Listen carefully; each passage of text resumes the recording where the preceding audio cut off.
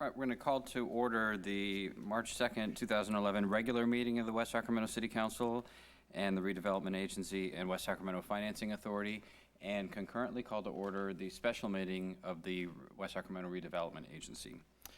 We'll begin tonight, as we do each week, with the Pledge of Allegiance. We'd like to invite our guests to join the council and staff in the pledge, which tonight will be led by our esteemed retired colleague, Mr. Wes Beers.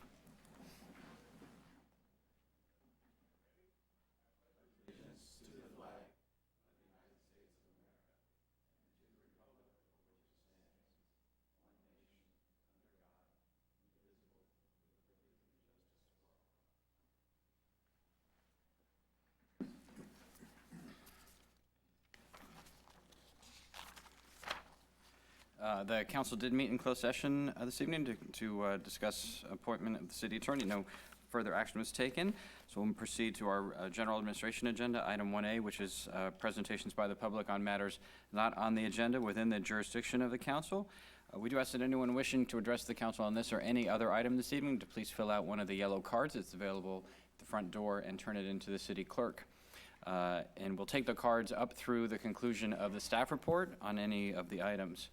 In front of the clerk is a timer that we use to assure that everyone has a chance to be heard. And so to that end, we ask that all comments be limited to no more than 3 minutes. Also in front of the clerk is a flip chart, which indicates the agenda item that we are currently considering. We also recognize that for some folks, speaking in public can involve some amount of anxiety and nervousness. And so we do ask that there not be any demonstrations or boos or applause or catcalls or anything else, and that we maintain a civil discourse here in the chambers. So we do have one request to speak under item 1A, and it's by Mr. Bill Lowell.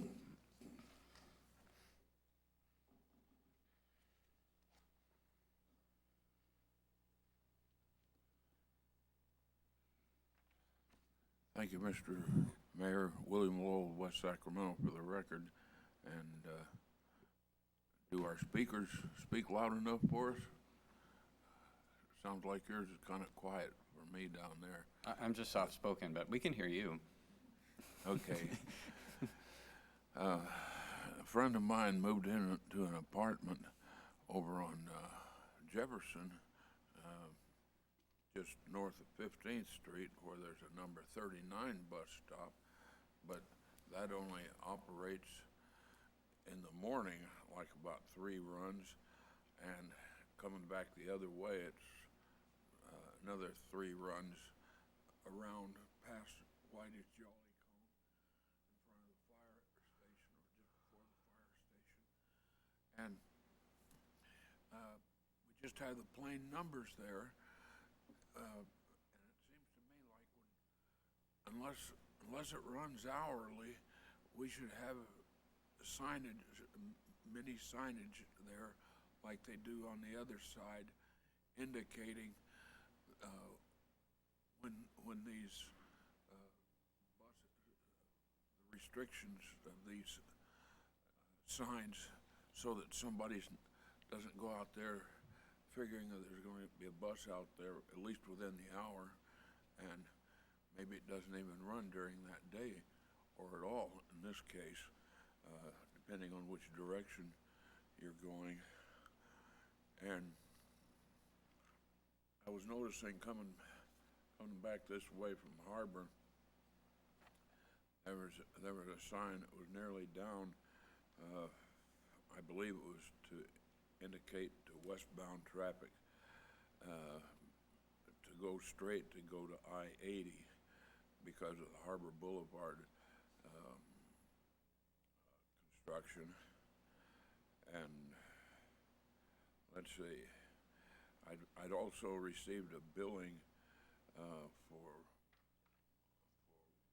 water for $4.95 a month for the next 3 years, and I was wondering if that's the only one we're going to get, or are we going to get others?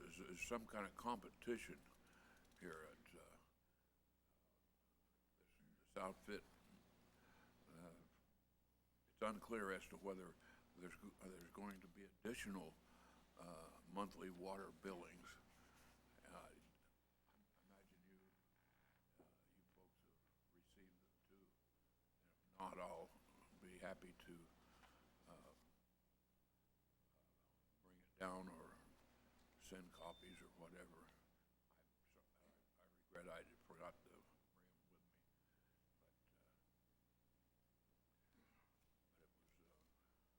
it kind of caught me by surprise. But that's all I have at this time. Thank you. Mr. Lowell. Mr. Ross, any information on water billing? We have used a new format. I'm not exactly sure of the question. I don't understand the question. We will be continuing to bill as we have, but we've just changed the format. So if there are bills owed in the future, you will receive another bill. But our price isn't $4.95, so I'm not sure. If you want to give us a call, the finance department can, I think, can explain that. All right, thank you. All right, those are only requested under item 1A, so we'll proceed to item 1B, which is council communications. Are there any reports or other communications this evening? Mr. Johannesson. Thank you, Mr. Mayor. The City County 2x2 met today with Councilmember Villegas and I. The main issues were the ongoing state budget discussion and how that's going to impact not only the counties, but then how that'll impact the cities. And the two main areas, it looks like the impact is going to be is on social services, with reduced funding for social services at the state level or at the county level. What does that mean to the cities in terms of possibly having more homeless folks walking around, more untreated folks walking around? So there is going to be an impact. We don't have that quantified at this point. The other is the criminal justice system, and there's the proposals are to basically deal with low-risk offenders in a different manner, which again would have a more impact on the cities where these folks live. So it looks like we don't have the precise details because they haven't been worked out, but those seem to be the two most significant impacts in terms of what's happening at the restructuring talks now. We had a brief discussion on homelessness in Yellow County, and a discussion about possibly setting up a countywide housing commission that would maybe be more of a regional effort. And we've talked about this in the 10-year planning commission meetings as well, looking at a possible JPA or looking at a more formal relationship with some of the players in Yellow County and with contact in Sacramento as well. And the final issue, continuing discussion on animal welfare efforts. And really the discussion there is, you know, what is it going to cost the cities? What are the driving forces behind the cost of providing animal services in Yellow County? And really what service level do each of the cities want? So that's an ongoing discussion now, at least at the staff level. Mr. Villegas. Thank you, Mr. Mayor. Also, earlier this evening, the Sacramento Yellow Port Commission met. Just a couple items. The commission accepted a couple $100,000 in port security grants for security equipment and exercise opportunities and cameras and that sort of thing. And then we also received a very good presentation on baseline inventory for air emissions and greenhouse gases, and I think that's something that we've been talking about for quite some time. So essentially what it does is it provides us sort of a baseline of what kinds of emissions occur with the use of rail, ship, and truck. So as we go forward into the future, considering projects, we have a baseline understanding of kind of what the air impacts, the air quality impacts will be to our community, certainly keeping an eye on growing the port and its economy, but also understanding and keeping in mind the public health and the potential impacts of our community. That was it. Any other reports or communications? I had a couple. I was at the last two council meetings I've been in Washington, D.C. with the U.S. Conference of Mayors. The first session was our winter meeting, and while I was there, met also with Congressman Thompson and Congresswoman Matsui about the channel deepening and our ongoing flood control project and the FEMA mapping process with both of them. And I believe we've already put an item in the newsletter, an update from Mr. Panos and Mr. Lucan, who were both in that session as well. During that DC trip, also met with FEMA along with the mayor of Des Moines, Iowa, The mayor of Dallas, who has been my partner on the whole FEMA mapping issue, just resigned so he can run for the U.S. Senate. And so I've grabbed the mayor of Des Moines, who apparently is having some similar troubles around flood mapping issues. And so we went over to FEMA and to the White House to meet with both the agency and then with the chair of the council, the President's Council on Environmental Quality, around our continuing concerns around flood mapping and around the NFIP reauthorization and its impact on communities like West Sacramento and our ability to finance flood improvements. And then we also met with the President of the United States, but he didn't take a lot of questions about our flood project or our channel deepening project. He seemed to do all the talking. Then I was there last week for the Mayor's Poverty and Opportunities Summit as the Vice Chair of the Education Committee for the Conference of Mayors.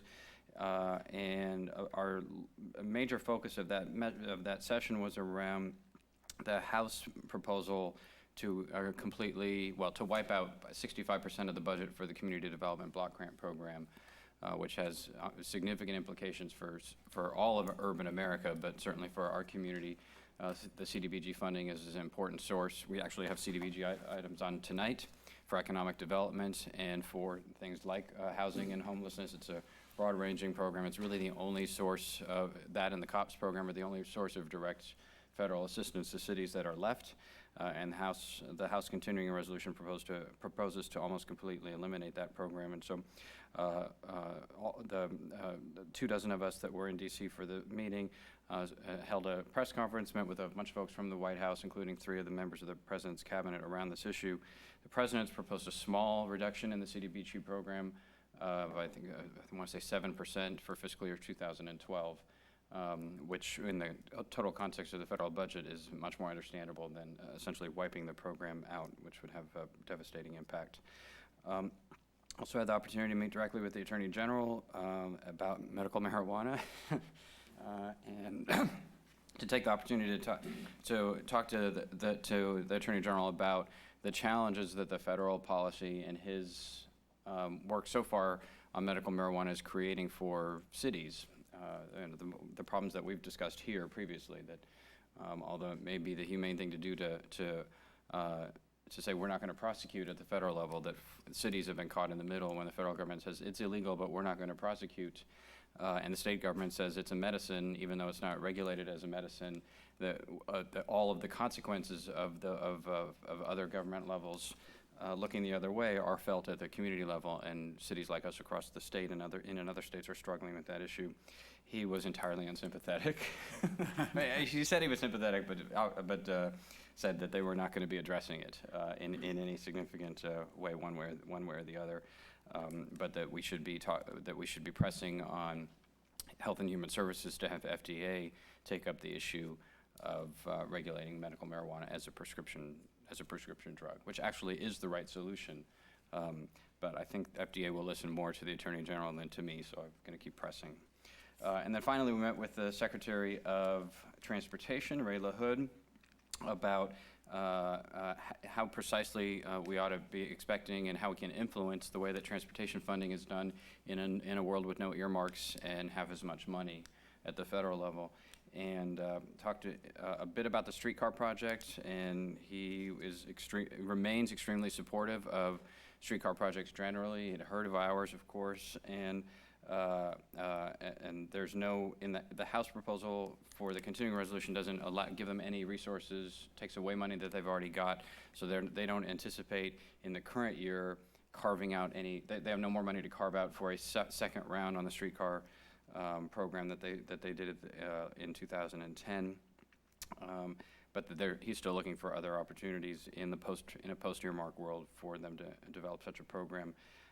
And there's no tiger. The president has released essentially his principles for reauthorization of the transportation law as part of his budget proposal that replaces Tiger and some of the other major initiatives with a framework that relies much more on cities, or for cities of our size, on regions as opposed to states, because we've been complaining at the Conference of Mayors with every member of the President's cabinet and the President when we were at the White House last month, that actually a majority of the money that the Congress and the President approved in the stimulus for infrastructure projects, including transportation, has not made it to public works projects and transportation, that it's been captured by state governments who are interested in filling their budget gaps and offsetting other cuts that they're making, but that if you really want to create jobs and build infrastructure and make America competitive, you need to get the money directly to localities and to regions. And so the Secretary of Transportation clearly has heard that message, and so their principles for reauthorization make a major shift in the allocation of funding. Still a large amount of money going to Caltrans into the state, but with a much larger proportion bypassing the states and going directly to where we can use them to improve our competitiveness and create jobs. So all in all, a productive 2 trips, although the real challenge for us is the CDBG program elimination, and then as the council knows, the president's budget doesn't include the money that we need for the flood project, next stage study work, and the House continuing resolution doesn't include the money for the channel deepening, and so we have continued to have significant challenges at the federal level, which just happens right now to be one of our highest priorities. So. All right, then we have 2 assignments. The Streetcar Policy Steering Committee, because our work on this project continues, and the Policy Committee is working with the City of Sacramento on routing issues and next steps. We've appointed myself as the member of the committee and Mr. Ledesma as the alternate. We actually have 2 seats on that committee, and so tonight I'm going to appoint Mr. Ledesma as a regular member of the Streetcar Policy Steering Committee and appoint Mr. Johannesson as the alternate. And then secondarily, on Monday, the City Selection Committee for the Yolo County mayors will be meeting to make an appointment of the representative of the 4 cities to the Remote Access Network Board of Directors. And I should have asked somebody before I brought this up, what the Remote Access Network Board of Directors does, but maybe, Mr. Richardson, do you know, have you served on this, or is it always? No, I haven't served on it, but I believe it has to do with some of the joint programs that we do with law enforcement related to fingerprinting and CLETS access.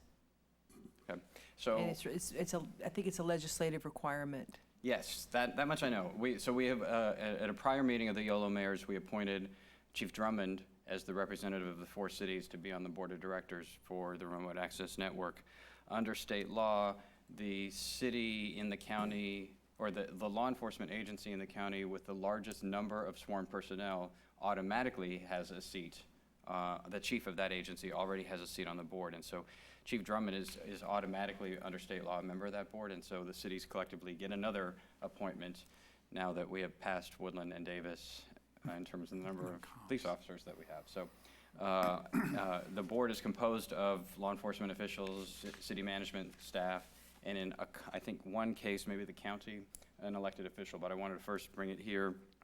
If there are any members of the council that, having heard Ms. Richardson's compelling description of the work that this board does, if any member of the council wants to serve. If not, we'll check with the city manager afterwards whether there's a member of the city staff. So. I might be interested depending on how often they meet and where. Okay.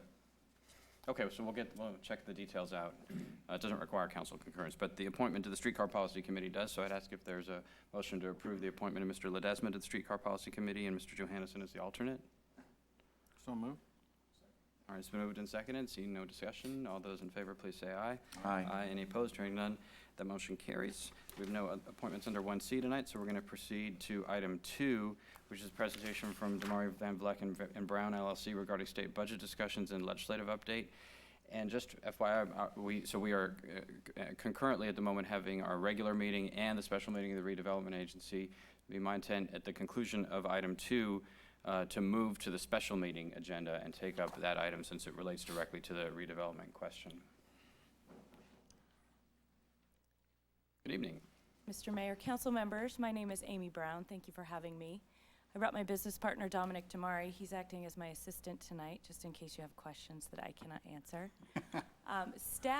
Your staff had actually asked us to come before the council and give you an update on the state budget and redevelopment in particular, as well as some other legislative issues that you may be interested in. But since this is our first time before the council, I wanted to spend a brief moment talking to you about what we do on your behalf across the bridge.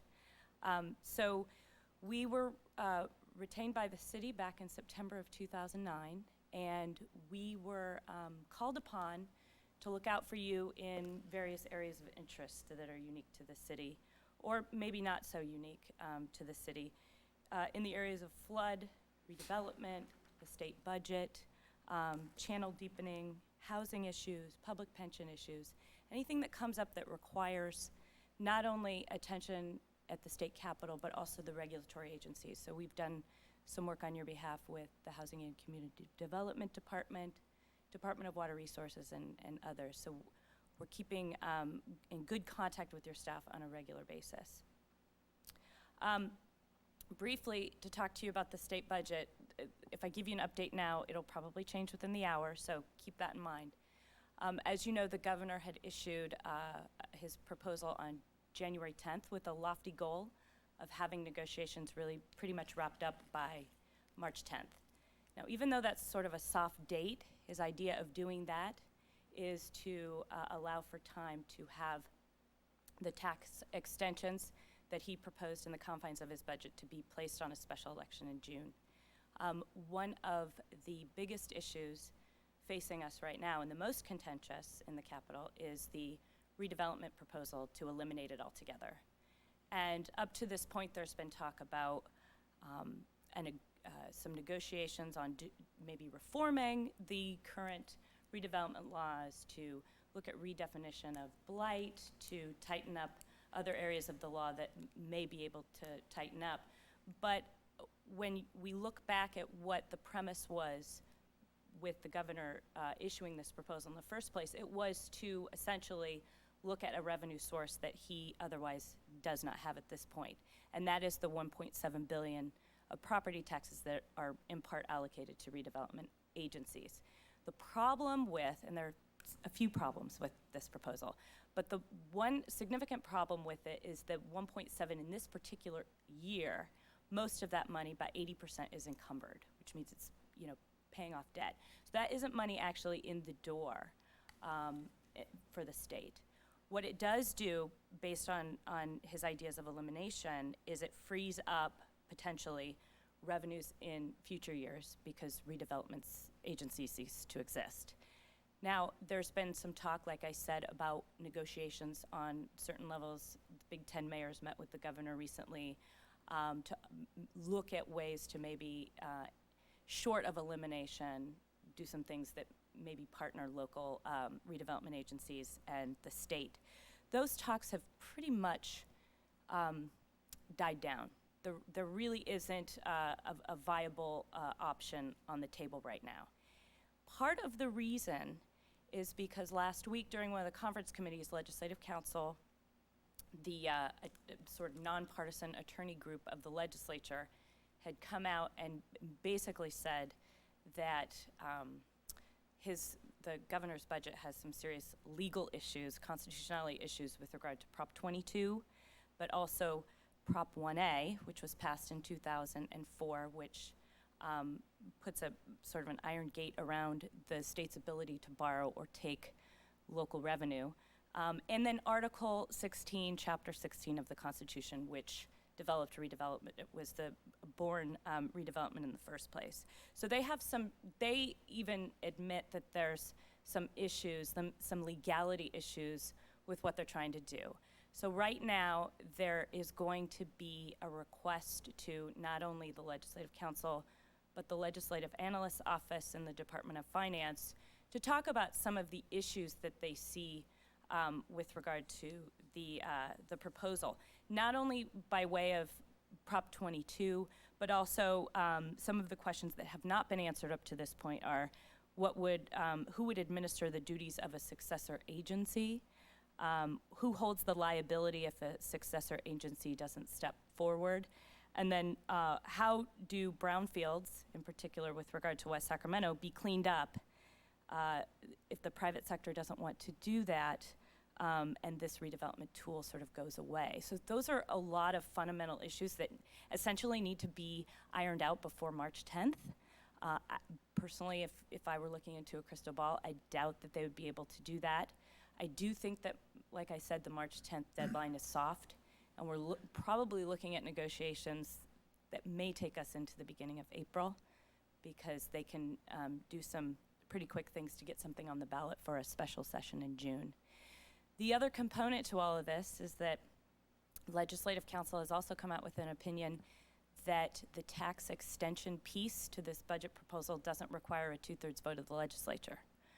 That this proposal can actually be put on the ballot by a majority vote, since we're in special session. I don't want to get too technical with regard to that. But politically, the governor is of the opinion that if he doesn't reach across party lines and get Republicans or a certain amount of Republicans on board, then that really lessens his chances of getting these tax extensions passed in June. So we have been keeping your staff apprised on literally an hourly basis as to the chatter that's going on and as to the conference committees that we attend and those legislators who we talk to. So before I move on, I think maybe, Mr. Mayor, I should stop and ask to see if there's any questions before I make my final presentation on SB 340. What do you think? Yeah, so SB 340 is not redevelopment. It's not. No, it's it's alcohol. not. So Right, that's right. It's alcohol. yeah. Are there questions or other feedback for either Amy or Dominic? I do. I mean, you've hit on some of the key elements, and I just want to underscore them because this issue's been in the B and some of the local media, but I do think it's very important for folks in our community to understand both the implications of the basic proposal that we've known about for months and that we have been talking about here, and I think it's more and more folks in West Sacramento appreciate how little of what we've accomplished in every corner of the city would have happened today without redevelopment. That there'd be no West Capitol Avenue, there'd be no Bridge District, there'd be no Rayleigh's Landing, there'd be no Stirs, there'd be no Washington Square, there'd be no Southport, there'd be no River Point, there'd be no Beach Hut Deli, there would be, I mean, all the stuff that really matters in life would not be there. And the amount of revenue that the public schools have, that the districts that maintain the levies have, their property taxes have gone up even with redevelopment because of redevelopment. And so that if there is an example of a place that would be the biggest loser of a world with no redevelopment, it would have been West Sacramento Incorporation. So we owe what we are today in large measure to the tools that redevelopment offered, and it was a big payoff actually for the state too, because the property taxes that everyone's collecting has gone up as a result. The governor's specific proposal, and you mentioned some of the challenges, the governor's proposed that the successor agencies to redevelopment be run by these inane, and I love the governor, but this is an absolutely ridiculous, insane proposal. So that today the redevelopment agency for the city of West Sacramento is run by the city of West Sacramento. The day after the governor's proposal would take effect, that would be run by a board comprised of somebody from the school board and somebody from Yolo County Office of Education and maybe somebody from the Mosquito Abatement Board and somebody from the County Board of Supervisors. That might be Mike McGowan, but it could be somebody from Davis or from Dunnigan, and maybe one of us. And so that successor agency would control all of our assets and whatever remaining money that we had, and have powers that would frighten local residents if we were treated as a colonial possession of those other agencies. That is a major problem. Second, the governor's proposal proposes to take the redevelopment money that would get redistributed to schools once the state's take is done and distribute them countywide. So that means the redevelopment dollars that are paid in the county, which mainly come from here, they don't come from El Macero or from downtown Davis, because they have not had as much, nearly as the tax increment production that we have had in West Sacramento. So what it means is a direct transfer of property tax revenues paid by the poorest areas of this county, and actually every other county where redevelopment exists, a direct transfer of those property tax revenues from the poorest communities to the richest ones. And that's unconscionable. I mean, what kind of world can you live in where you say, we're going to take property taxes that are paid by people living in Washington Square in Broderick, and we're going to transfer them to people living on a golf course in El Macero? It's insane. And so this is a significant constitutional issue around the equality of funding for education as well. That's a big, big problem. And then there's all the problems that we've talked about here for the last several months, which is around, what happens to all the projects, all the agreements that we've made, all the other things that are in stream. So there's nothing about this that works. And you touched on one of the implications that more and more folks in the social justice community and the social equity community and the environmental community are realizing this would completely devastate the ability of places, of low-income places to turn themselves around, of middle-income places to hold themselves together, and of the policies that led to inefficient sprawl and consumption of farmland and habitat that we've just started to turn around in California. It would wipe those away, because it would be so much cheaper. It is so much cheaper to just go find somebody's farm and build on that than it is to clean up, some old laundromat that was in an urban area 50 years ago, or some gas station that closed 25 years ago that the owner doesn't exist anymore. The costs of developing and reclaiming and reusing and recycling urban land are significant. And so if there's no redevelopment, it drives all the development incentives for folks to move out into sprawling land patterns that consume land that we can't afford in California. So I know you know all this, but but I think it's important for folks in our community here, and I want you to hear, as many times as possible from the local community what the actual impacts of even some of the little details in this are on just the basic, sort of our basic moral obligation in California to do no harm. Well, and you should all know that when Dominic and I and Stan Van Beck, our other partner, are having these discussions with legislators and staff in the Capitol, that when West Sacramento is brought up, it is invariably looked upon as the success of redevelopment and how redevelopment has truly been successful. So that's pretty resound in the Capitol, so we'll keep you posted. All right. Lastly, to wrap up, Senator Wolk has agreed to author SB 340 on behalf of the city. The city of West Sac and the West Sac Chamber of Commerce became aware of a quirk in last year's law when you all were preparing a community fundraiser that was planned in the city's rec center. And the city's rec center is on Washington Unified School District property. And even though the center is fully operated and owned by the city, but because of the location on the district property and everyone's concerned about compliance with the existing law, the event had to be canceled because there is a glitch or a quirk, as you had said, in the Business and Professions Code.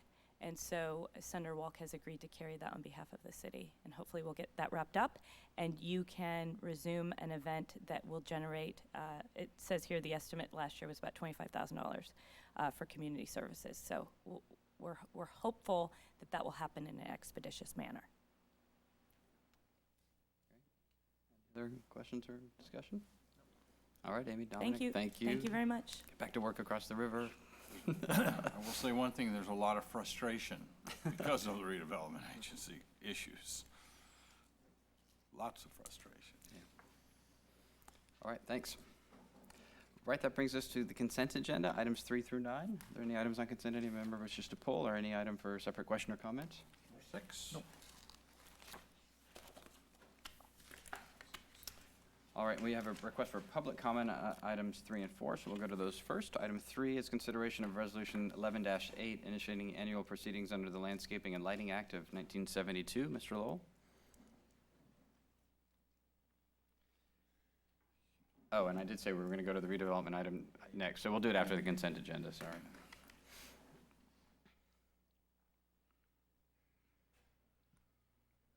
Thank you, Mr. Mayor.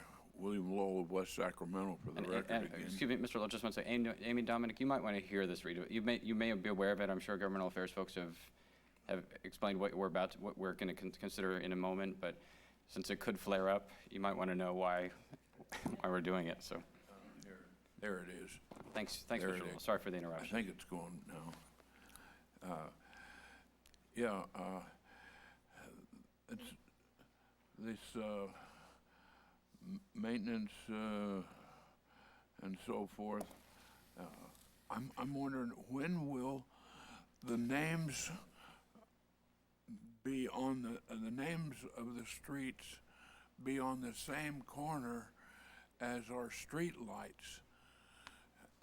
Because many of our older sections of town, we don't have the names of the street on the same corner as the street light, and this slows down everybody, including the emergency service vehicles, and even some of those other places that seem to be in order. I read an article in a newspaper not too long ago. They think they're in order, but they're not. So I think that should be studied a little more carefully, and appropriate action should be taken. Thank you. Mr. Lowell. And item 4 is also yours. The consideration of Resolution 11-9 initiating annual proceedings under the Storm Drain Maintenance Act. Okay, that's regarding the storm. It says all property inside the city has storm drainage services, etc. And I still say, on my street, Pennsylvania Avenue, there on south of 15th Street, doesn't have that storm drainage, and the 15th Street Fire Station, they have those 2 storm drains, but they're just connected to each other. They're not connected to anything else. And so when it really rains heavy, why, water gets pretty heavy there, and I find myself, if I get off there, I find myself walking down the middle of the street to get home. So I think, again, that should be examined, and my suggestion would be to connect that one in the fire station directly to Jefferson Boulevard, because the one on Jefferson Boulevard, or just around the corner on 15th Street, is in very good shape. So that would be the easiest way to correct the fire station problem, I think. All right, thank you, Mr. Lowell. And item 6 is consideration of second reading and adoption of ordinance 11-2, repealing and reenacting Chapter 8.12 of the Municipal Code relating to regulating the possession, sale, and use of fireworks within the city of West Sacramento, and approving Resolution 11-5, establishing the city's policy for the issuance of fireworks permits pursuant to Section 8.12 of the Municipal Code. Mr. Christoph. Mayor Pro Tem Christoph. I didn't need you up there, Jason, but thanks for coming up. This is something I did not support last time, and I just wanted to have this pulled off so I can have a vote on it. All right, so then seeing no further discussion, is there a motion on the consent agenda item minus item 6? Second. It's been moved by Mr. Johannesson and seconded by Mr. Villegas. All those in favor, please say aye. Aye. Aye. Any opposed? Hearing none, that motion carries. Then on item 6, is there a motion? So moved. I'll second. It's been moved by Mr. Villegas and seconded by Mr. Ledesma. Is there any further discussion on item 6? All right, Madam Clerk, would you please call the roll? Mayor Pro Tem Christoph, No. Councilmember Villegas, Yes. Councilmember Johannesson. Yes. Councilmember Ledesma. Yes. And Mayor Cabalden. Yes. Thank you. All right, item carries. All right, so now we're going to turn to the special meeting of the West Sacramento Redevelopment Agency Board. Item 1, which is a request for authority to record declarations of restrictive covenants on redevelopment agency-owned properties, and request for direction on other potential actions to preserve local control of redevelopment assets. Mr. Robinson. Thank you. Good evening. The report we're presenting this evening is related to the issues that were brought up during Amy's presentation. We are, as you said, requesting agency authority to record restrictive covenants on redevelopment agency property. I'd like to provide a brief background on this request, and then I'd be happy to take any questions that the council might have. The redevelopment agency owns approximately 260 acres of property within the city. It's about 38 different properties. The properties that are owned by the redevelopment agency were acquired through various means. Some of them were remnants from agency-financed infrastructure projects. Some were development sites that resulted from environmental cleanups or from the demolition of noxious land uses. Others were byproducts from other redevelopment activities that the agency undertook. Many of these sites the redevelopment agency has owned for many years. The properties that the agency owns could have been liquidated earlier if the agency's only goal was to maximize its revenue. But in fact, the agency has retained these properties because revenue maximization is not its only concern. The properties were retained because of their potential to help the council effectuate its policy goals through the disposition of those properties. An example of this would be the properties that the redevelopment agency owns at 2400 and 2600 West Capitol Avenue, which have been retained in the agency's portfolio pending a future opportunity to develop them in accordance with the West Capitol Avenue Streetscape Master Plan, the council's strategic plan, and other relevant planning documents. In the absence of the recommended action that's in the staff report before you tonight, the current state budget proposal would result in the liquidation of all redevelopment agency assets without regard to the council policy goals for which those properties were retained in the agency's portfolio. So staff is requesting authority to record restrictive covenants on each of these properties in substantially the form that's shown in attachment 1 to your staff report. And the covenants in those documents would articulate the policy goals that are applicable to each of the properties. The recordation of these documents would be reversible. It would not prevent the sale of the properties, but it would assure that any subsequent owner of the property would need to come back to the city council to work with the city in order to develop the sites in accordance with adopted and longstanding council priorities. So in summary, the recommendations that are in the report are to authorize the executive director or his designee to record the restrictive covenants on the agency properties in the form shown in your staff report, to execute and deliver the documents necessary to effectuate those transactions, and then to provide staff with direction for any other actions that the agency might wish to consider on similar matters going forward. That's the end of my presentation. I'd be happy to answer any questions that you have on this specific item. If you have broader questions about the agency strategy relative to the state budget, I would defer on those to the city manager or the city attorney. Other questions, Mr. Villegas? I do, thank you, Mr. Mayor. So, Mr. City Manager, I guess he's kind of punted to you for any complicated questions on this issue, and I think it's going to get probably more complicated before it gets easier.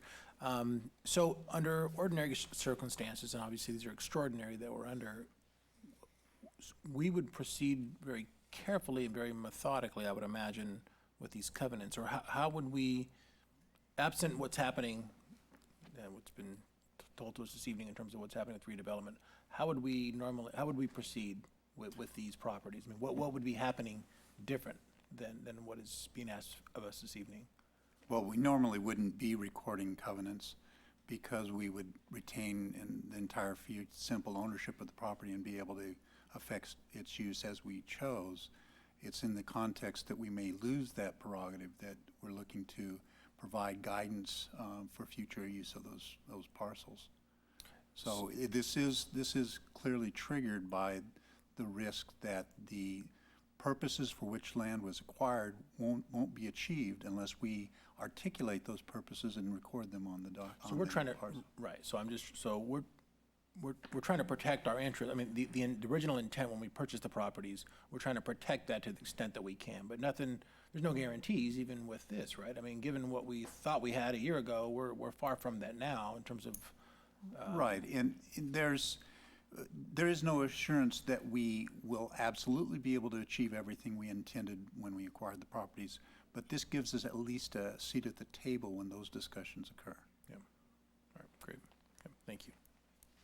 Mr. Ledesma? Thank you. And this, when you say give us a seat at the table, and stepping back and thinking about this, there's really, if there were a sale of assets, we're not putting ourselves in line for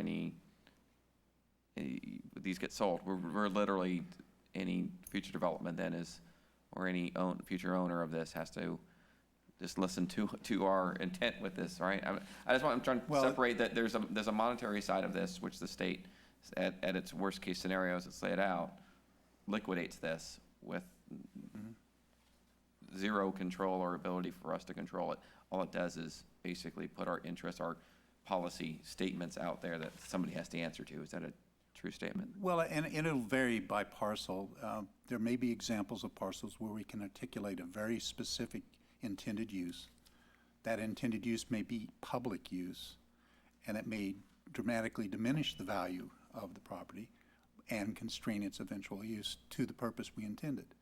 In other instances, for example, when we've acquired property as brownfield property, we could then put a covenant on it that required anybody acquiring that property to proceed in a manner similar to what we would have done to correct those environmental contamination features of the property. So it will serve those kinds of purposes. Some people might want to acquire the property for other purposes. In order to do that, they would have to relieve the covenant. We could, at that point, relieve it or not. If we relieved it, we could relieve it in exchange for compensation. So it gives us some leverage to, as I said, be in those discussions. Right. Okay. And I think that's the point I was looking for, is how much leverage do we have? And it sounds like we have enough. I think if we artfully draft the covenants, we will be in pretty good shape in most instances. Okay. So at this point, what you're asking in this action is allowing and authorizing the executive director to move forward with those. They do not have to come back to us for any. That's correct. Okay. Thank you. Toby, or John, a number of agencies have expanded their bond capacity and done some other things that, quite frankly, the folks across the river really didn't like. This action that we're taking today, not that I really care about their feelings, but I mean, at the same time, this action we're taking today isn't going to further inflame the, what do I call it, the anti-redevelopment crowd over there? You know, it's impossible to predict that with certainty, but in looking at the spectrum of activities that have been going on across the state, we would put this, you know, way at the less likely to inflame. likely, okay. And because all you're doing is articulating long-standing city council policy goals for these properties, and there's a whole range of other activities that have been undertaken in other places designed to essentially thwart every aspect of what the state is trying to do. And this is a much more limited, a much more constrained and policy-centric action. So we would view it as less likely to inflame. Okay, thank you. So let's put this in English. If you're watching this at home and you don't have the spreadsheet of the properties or what it exactly is, these are properties. So for example, we've got 6 or 7 properties on here that are identified as they're the right-of-way for the future extension of 5th Street. And what the governor's proposal would do would have this board that is comprised potentially entirely of people except one of us who are not residents of West Sacramento, and they would be directed to liquidate these properties essentially for their highest value, so that those proceeds could then be distributed to other public agencies, some here and many of them not. And so you would go out and ask the highest bidder to buy a piece of property that we have intended all along to have a road on. Now, and in fact, we have a road that might lead all the way up to it. And the redevelopment agency is holding that piece of property, acquired it for the future road extension. And so somebody else buys it. Now, they don't have the authority without our approval to just build whatever they want to on it, but neither do we. And so although I think this process helps, the covenants certainly do help by restricting what a buyer could do. It does not stop a buyer from buying, knowing that we have no alternative than to build a street in that location, because we have built everything else around it, and just holding it, right? No harm, no foul to them. They can hold the property while we need to build the road. And so although this improves our position, it does not solve by any means the problem. It's the best solution that we can do, but it is not a solution to the insanity that this proposal would create. So that's one example, is the extension of these roads. The entire East Riverfront property, which would be the site of the Indian Heritage Center, on which we already have agreements with the state of California as a separate, but the state of California would not have a seat on this board, and we would only have one. So that could be liquidated to the highest bidder, and neither the state nor us could finish the project that we've done. The Stone Lock project that we have an agreement for development, a large, which is what, 80 acres in Southport, would be just up for the highest bidder, whoever wants to do it. We spent a lot of time figuring out what the plans for that parcel ought to be. A series of properties along West Capitol Avenue, or one that touches me especially because when I first was elected to the city council, one of the major issues was the preservation of the historic firehouse at 3rd and C Streets. And it was I believe it was Mr. Robinson's, if not his first, one of his very first projects on staff here at the city and the redevelopment agency. And that would be sold to the highest bidder. And that's not intended to be a road. You could build other things on that piece of property. And so, when people talk traditionally about redevelopment, it's some, shadow agency or whatever. And we, frankly, we do the same thing because it's too confusing. We simply describe all these things as city stuff. This would remove all of that and would just, to the highest bidder, a good chunk of West Sacramento would be offered as a fire sale in order to send a larger check to the Sacramento YOLO mosquito and vector control district. That's unconscionable. I definitely think this is an important step, but we shouldn't fool ourselves into thinking it solves it. It will substantially ratchet up the costs of basic public services and infrastructure. It will mean less money for firefighters, less money for police, less money for parks, because we will be spending more money paying off property speculators in order to extend Fifth Street, or to get back the historic firehouse, or to preserve some of these community assets that are critical to who we are as West Sacramento. So there should be no mistaking how bad the governor's proposal is in this regard, or how we're not going to be able to completely solve it with tonight's proposal. I do have a question. So on the covenants, how much detail, do you just say they're going to be, it needs to be consistent with some specific plan, or? They will be tailored to the individual property, so there will be attached, there's a general covenant, and then there's specific items that would be tailored to each property. And the staff report indicates, and I don't know if this is for you or for John, but the staff report indicates that if all of this nightmarish stuff at the state were not to happen, that we could come back and remove the covenants. We can, but there's no urgency to do such. Right, but so if we can just, on our own, remove the covenants, why couldn't the successor agency just remove the covenants? Because the covenants are written to name the city as a beneficiary of the covenants. So the point would be, if the agency were dissolved, the city as the city would continue to have an interest in preserving Okay. them. Okay. Mr. Johannesson? I'd just like to concur with you. Yeah, I'm angry, in case there's some doubt. Yeah, I'd just like to concur with the other comments. I think, we're going to be starting this year, our council priority is to move forward with the general plan. And we're going to be talking a little bit about that tonight. And what this does is puts in serious jeopardy our city's ability to implement a general plan, and which comes every, 10 or 15 years. So this is a huge issue.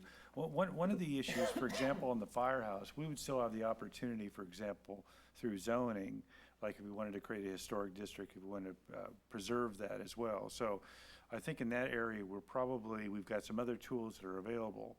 Of course, that's a longer-term process, but we would not only have the covenant that would have restrictions on any future landowner, but whatever the current zoning is at that time, I think would apply as well. That's true, but one thing that you have to remember is we can't spot zone, which means we wouldn't be able to zone a particular parcel. Well, if you had a historic district, for example. You could create an historic district, but, Right. ma'am, one of the benefits redevelopment brings is it's a scalpel rather than a sledgehammer. And frankly, zoning tends to be more of a sledgehammer approach, no offense, Charlene, but, Right. so you'd be giving up some of that. The covenants are an attempt to try to preserve that sort of scalpel approach. Oh, it's also a timing issue, right? So for us to avoid having a takings issue of enacting regulations that reduce the value of the property after the fact, we have a challenge, and that's the reason why this approach is being proposed. I think we still need to consider those elements, and where possible, the direct sale or transfer of properties to the city. So all the things that take longer than we have, we should still be pursuing. But this seems like it's the immediate answer. Mayor Pro Tem Christoph. Yeah, Toby or John, a lot of thought went into doing a project. And there may be some residual leftover lands, or there may be some other things that were close. And we always had this concept that if this was built, then one of the other things we would do, as far as the agency's concerned, is we would also develop either a road or maybe affordable housing or whatever it was. Will any of those descriptions go along with the covenants? Yeah, I think it would be our desire to go back through, and we've begun this process already, to go Okay. back through Okay. the various policy documents that affect the different properties and to look at which ones relate to those and to attach those where appropriate. Okay, super, thank you. If you're a property owner, I'm talking, one last thing. If you're a property owner in this city and the prospect of having 30-plus pieces of property totaling 261 acres come on the market, controlled by a bunch of external agencies, their only interest is in getting a quick check, the impact on the property value market in this community is going to be devastating, along with all the other challenges that it does. So if you haven't written to the governor and to Senator Wolk and to Assemblywoman Yamada and everyone else, this might be a good time. All right, any other questions? Just a discussion, quick Mr. question. Ledesma? What is your time frame for executing these covenants? We're hoping to do that either this week or early next week. Okay. Do you need to take public comment on this, or are you ready for a motion? We don't have any request for public comment on this, but because it is a special item in the notice, it was a special notice for this meeting, let me ask if there's anyone in the audience who's here to testify on this item. Okay, Mr. Johannesson? I would just make the motion that we adopt the recommended action in the agenda report. I'll second. All right, so just to clarify, in item 3 of the recommended action is, do we want to do anything else? Do we want to pursue any other actions in response? No. I mean, this doesn't seem like the sort of thing that we would invent at the council dais, so if there are, I know that our management team has been, exploring options and alternatives in a real-time way as the situations have changed. And my expectation is, as with this one, as the need and as the ideas that make sense come forward, that you would bring them to us. But I'm not sure that we want to just be inventing things tonight. And we don't have anything specific that we were thinking of either.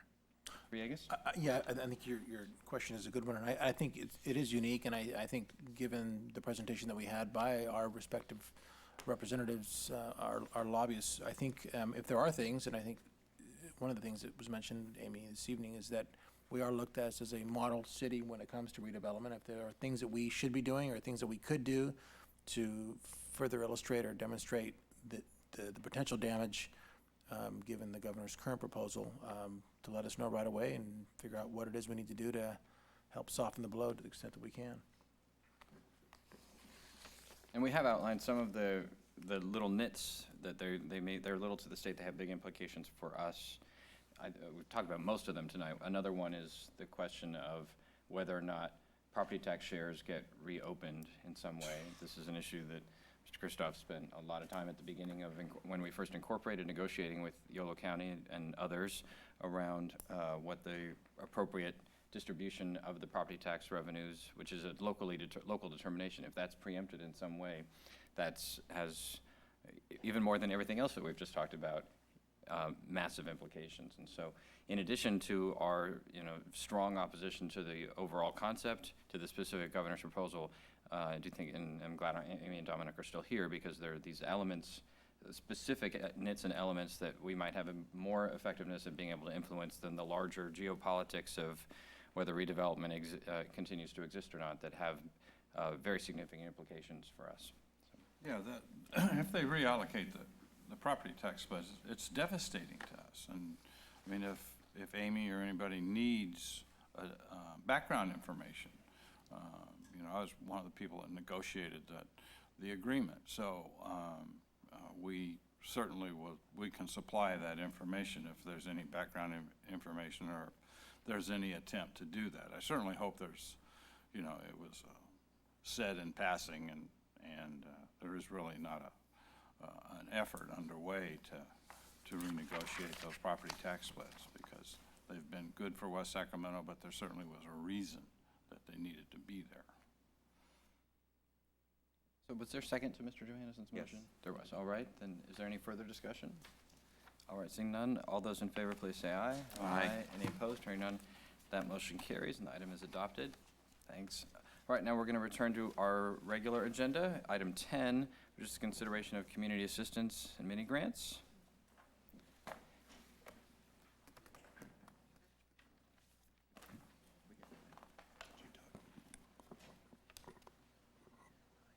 Good evening, Mayor, council members. Yeah, I'm sorry. Time set. Yeah, I moved directly to regular, I forgot the time set agenda. That's fine. So you didn't notice. Yeah, Mr. Christoph chaired the last meeting. I'm out of practice. So item 9 is CDBG, Community Development Block Grant, a public hearing and consideration of Resolution 11-14, authorizing submission of a funding application to 2010-2011 CDBG Economic Development Over-the-Counter Program. Resolution 11-15, authorizing submission of a funding application to the 2010-11 Economic Enterprise Fund Program. And Resolution 11-16, authorizing local funds as a match for the Enterprise Fund grant if awarded. Thank you, Mr. Mayor. Senior Program Manager Luis Collis is going to present this item, and then we also have port staff and planning staff available if there are specific questions about the project associated with the grant. Good evening. We're here this evening to request that the City Council conduct a public hearing to receive comments on the proposed submittal of 2 funding applications to the State of California Community Development Block Grant Program, known as the CDBG program. The City of West Sacramento is eligible to apply for funding from the State of California Housing and Community Development Department Small Cities CDBG program. And the state receives those funds from the U.S. Department of Housing and Urban Development, known as HUD. HUD requires that CDBG funds be used for projects that address at least one of the 3 CDBG national objectives, and those are, the first is the primary objective, which is to benefit targeted income group households, defined as households at or below 80% of the area median income, adjusted by family size. And for example, in Yolo County, a family of 4, that would be families whose income do not exceed $58,000. The second objective is elimination of slums or blighting influences on our lower income neighborhoods.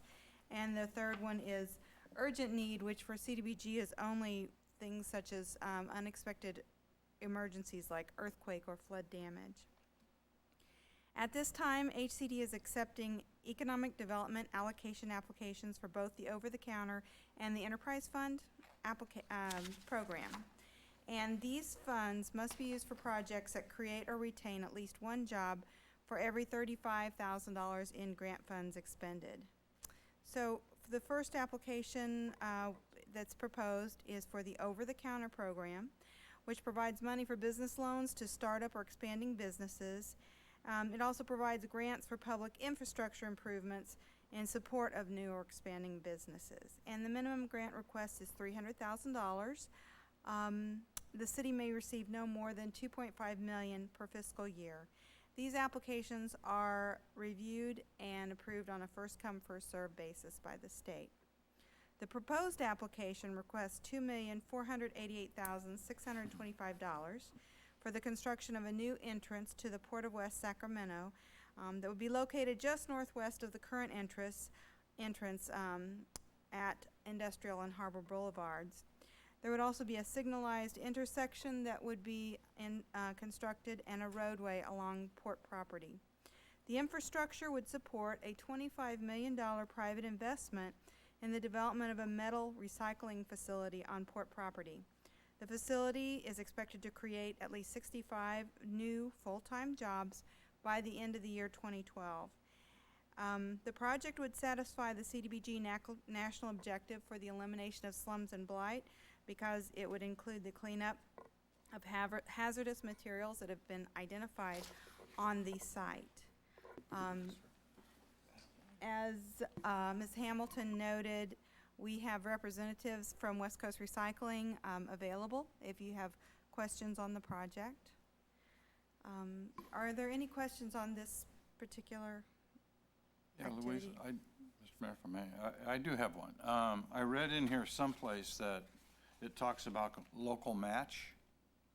Yes. Where do we at the city get, what figure did you use? $2,488,000. Okay, that's the grant request, and we do not have to provide any match for over-the-counter applications. Okay. So the match is on the second one I'm going to discuss. Oh, all right, okay. So the city does not have to provide any matching funds for this one. All right. Thank you. So how competitive of an application is this likely to be? Well, over-the-counter are, as I said, on a first-come, first-served, they're not competitive. So what we have to prove to the state's satisfaction is that it is an CDBG eligible activity and that the business is a strong and viable business that will not only do the development and get opened, but create long-term jobs. So we have to show that the business has the requisite management capacity, the requisite financing, and a good, strong business plan that will ensure that jobs that are created are permanent jobs. And do you notice the 65% cut in CDBG that's proposed in the House Continuing Resolution, would it wipe out the remainder of the funds that we would be applying for in both of these categories? The funds that the state is working on right now are actually fiscal year 2010 funds, so it would not they're FY10, affect okay. that. However, 6 months from now, we could be affected, but on the next round of funding, the state may have less available. Any other questions on the over-the-counter application that's proposed? Okay. The second application is a competitive application, and this is for the Economic Enterprise Fund. And the state allows the city to provide smaller loans to new and expanding businesses that create jobs for persons from TIG households or that eliminate slums and blight. And the Economic Enterprise Fund allows us to have our own little pot of money available to make these smaller loans locally.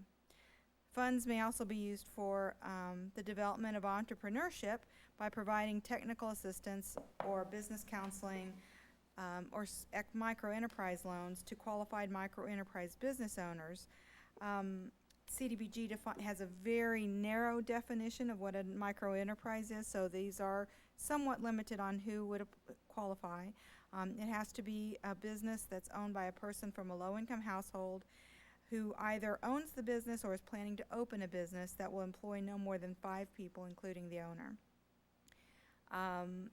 The proposed application would be used for projects or businesses citywide, and the proposed application requests $500,000 for both business loans and for micro-enterprise technical assistance. It is anticipated that the funds will create a minimum of 11 jobs, and that is the required minimum. We would expect more because the business loans that we have done in the past have created quite a few more than the required one per $35,000. But that would be the required minimum. And we would anticipate counseling to a minimum of probably 10 to 15 micro-enterprise businesses over a period of 2 years of the grant. The resolution, as you mentioned, does Mayor Pro Tem does include authorization of $20,000 in matching funds because this one is a competitive application and points are given for local match.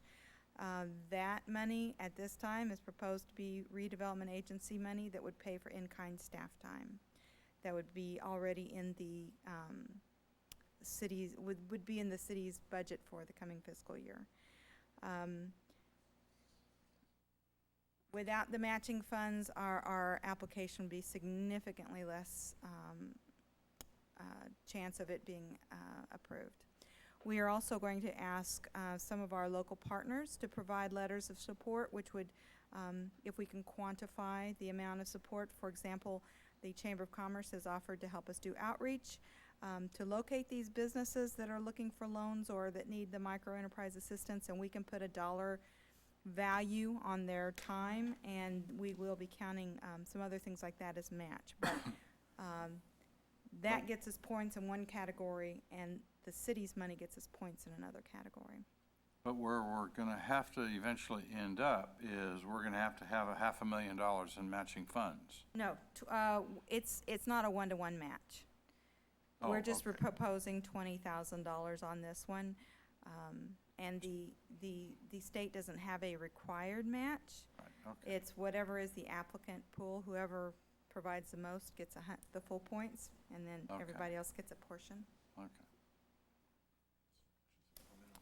Mr. Villegas. Thank you, Mr. Mayor. So, Louise, this might be a good opportunity Because the climate is so difficult for small businesses, and I know that the funding, the loan fund is obviously a critical component, but I'm wondering if we might take advantage of the opportunity to look internally to see not only in terms of, helping apply for these funds and making them available and working with the chamber to do some outreach to figure out who can use them and how do we get our best bang for the buck and create the jobs, but also internally to figure out what systems or processes we can help with. I know we had some discussion about that recently, the council did at the strategic planning session, so I wondered if this might not be a perfect setting or a venue to start that conversation as well. Mr. Ledesma. Thank you. I agree with you, Mr. Villegas. Any time you can take that opportunity in these types of, in this environment to look at ways we can be more competitive and efficient with this, I think we'd all support. I will say on this particular piece of the grant we're looking for that it is absolutely a part of financing that we have to continue to find ways to support. And knowing that the amount that we're looking at from the micro loans, basically, that we're looking at providing these businesses and the small-sized businesses, that's where the gap exists in small business lending across the country. There's very few, we all know the story, the narrative for the last 3 years, where credit has dried up for the most part. And the hardest part to reach is in this area, just because of the banks face the same challenges that we do, is finding resources to supply the capital. So I think that by providing this from the city, I think is a big thing that we need to continue doing. More so on the technical assistance, because just as we had a conversation on funding at the federal level, cutting grants that we typically count on, funding, cutting other things that we're looking at. The current budget, I think, in the House is looking to cut small business assistance through the SBA massively. And it would come out of, not of the loan programs, although that would see some, we're expecting some cuts on that, but it would come from the technical assistance that you get, the programs that are created at the federal level. Again, things are getting pushed more and more down, so whatever we can do to solidify it at our end is a worthwhile investment, as I look at it, of our share towards this. So in any way that we could expand that or offer some other outreach, I'm sure the local SBA office, district office, as well as other ones will probably be able to help us outreach to those companies that might be able to find the businesses that may need this. So those are my only comments on this. Thank you. Right. And is this a redevelopment agency obligation that, under the current proposal, would survive as a binding obligation? At this point, this is not a binding contract from the agency to do something, so right now it's just a budget item. But the city is not on the hook out of the general fund for if the redevelopment agency could not meet its obligation, the city is not on the hook here. No, I mean, you can talk to Louise, but I assume the answer would be we would not be able to Get the grant. pull the grant. So We wouldn't get the Well, what I would expect would be that if it came time to receive the grant and we could not provide the $20,000 in match, in-kind match, or from some other fund, that our application would be re-rated and re-ranked. And my guess is there would be several that would be in this category. We're not the only ones that use our redevelopment agency funds as match for these applications. So it could possibly cause a winning application to become a losing application. That's a possibility. So for $20,000 of our local redevelopment money, we would be leveraging $500,000 of federal money. The state's just a pass-through here. I mean, the state administers it, but the state's not putting any skin in the game. This is all federal dollars. And that $500,000 would be leveraging dozens and dozens of jobs and new and expanded businesses in our community and economic prosperity, all for just $20,000 redevelopment agency money that we would no longer have. Right,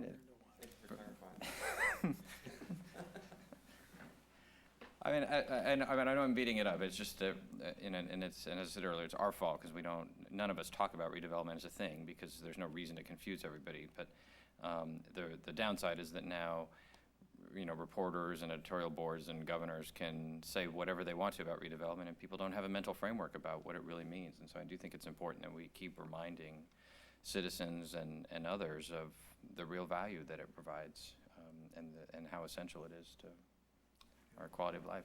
So, all right, but that's not this item, so. Nope. Any further questions or discussion? So let me open the public hearing on item 9.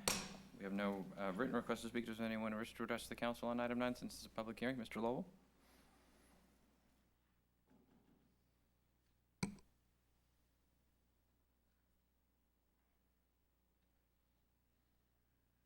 Thank you, Mr. Mayor. William Lowell, West Sacramento, for the record again. It seems to me like this would be a good time to, take advantage of these monies and modify a lot of restaurant entryways and restrooms so that they are ADA accessible. And rather than go through lawsuits and things like that, or else go the redevelopment route, because we just don't have too much over here that falls in that category where the wheelchair folks can get in and out and so forth. One of these days, especially if we get a hometown buffet over here. Thank you. Good transition. All right, anyone else on item 9? Nothing, we'll close the public hearing. Any further discussion? Mr. Vegas? Mr. Mayor, I would move that we submit an application to the Community Development Block Grant Economic Development Over-the-Counter Program for a grant not to exceed $2.5 million, and then also submit an application to the state of California for the Enterprise Fund, an amount not to exceed $500,000, as recommended by staff in the staff report, and then also adopt the respective resolutions supporting the action. Second. It's been moved and seconded, seeing no further discussion. All those in favor, please say aye. Aye. Aye. Any opposed? Hearing none, that motion carries. Item 10 is community assistance and mini grants.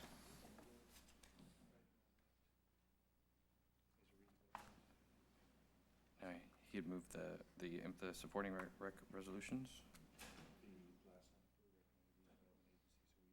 Oh. You can combine city and redevelopment agency motions in one. Okay. All right, Mr. Johnston. Thank you, Mayor. On December the 15th, we were before you with recommendations for financial assistance grants to nonprofits. The program presented at that time was a bit of a departure from the previous mini grant program, and the qualified applicant pool was really narrowed and focused and limited to those organizations providing basic needs services to residents of West Sacramento. Council considered the recommendations of this Park Subcommittee, offered some feedback to us, and directed us to take the item back to the Parks and Community Services Commission for discussion and reconsideration. That commission met on January 11th to discuss the program. We included the comments from the council in their packets for their discussion and, again, consideration. And the recommendation from the Parks Commission at that time was to go back to the previous mini-grant policy. I think the feeling in general was that the policy worked well in the past. It seemed to meet most needs, and so what they recommended is that we roll it all the way back to the mini-grant policy. So there was other information in the staff report. Vice Commissioner, Vice Chair Greg Price is here. If you have any questions for the commission, I'm happy to answer any questions at this point, and I'll kick it back to you guys. Yeah, we do have a couple of requests to speak. Does any member of the council have questions at this time for Mr. Johnston or for Mr. Price? Okay. All right, we have 2 requests to speak. The first is by Wes Beers.